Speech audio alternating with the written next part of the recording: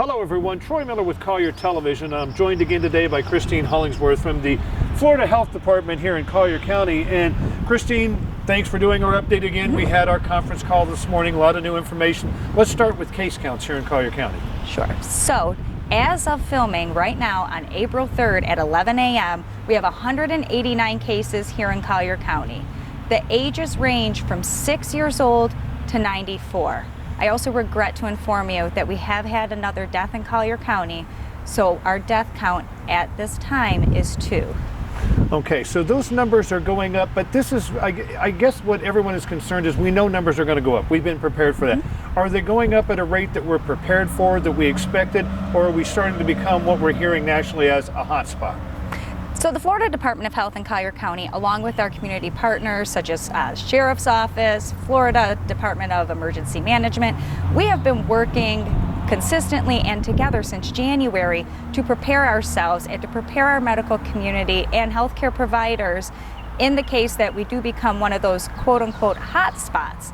So we have been in close contact with them. We're holding weekly calls 3 times a week. We're also holding calls with the Immokalee community 2 times a week to ensure that they stay informed as well. Last night at midnight, the governor's executive order went into place, the stay-at-home order, if you will. What kind of feedback are you getting at that at the health department? Well, first let me point out that floridadisaster.org is the best site to go to get some comprehensive information about that. But what are you seeing happen? What is your phone traffic like after this order was issued? Absolutely. So we do know that there is a lot of confusion in the community regarding the stay-at-home order. floridadisaster.org is a great website to start. If you have further questions, you can always contact the health department regarding this. Do not call 911. We're hearing a lot of information that 911 calls are up because people don't know if they should be going outside and taking a walk or if they can ride their bike. So please do not call 911 to get clarification on these executive orders.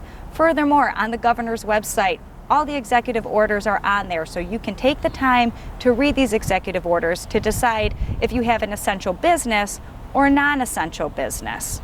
And as I understand that, there's even a place on that site where if you don't see your business or type of business under, but you think it should be, you can actually make an application for that, correct? Yes, on floridadisaster.org, there is a link. So right on the banner on floridadisaster.org, you click the banner, you're able to type in an inquiry whether or not your business is essential or not.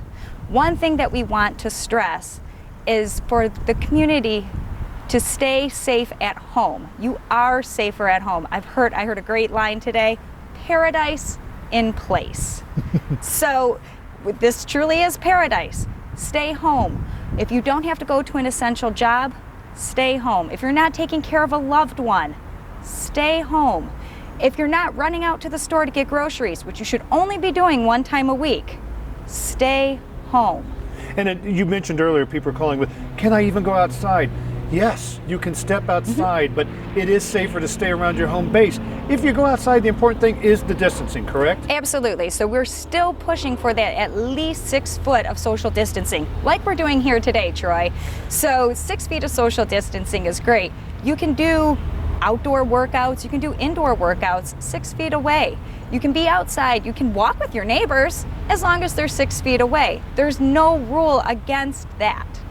To wrap things up, Kristine, I just want to mention once again the floridadisaster.org website. You mentioned calling the Department of Health for information locally. What is that number locally if people have some questions they want answered? Absolutely. So they can contact actually my line directly Monday through Friday, 8 a.m. to 5 p.m. So if you have questions, you can contact me at area code 239-252-5332.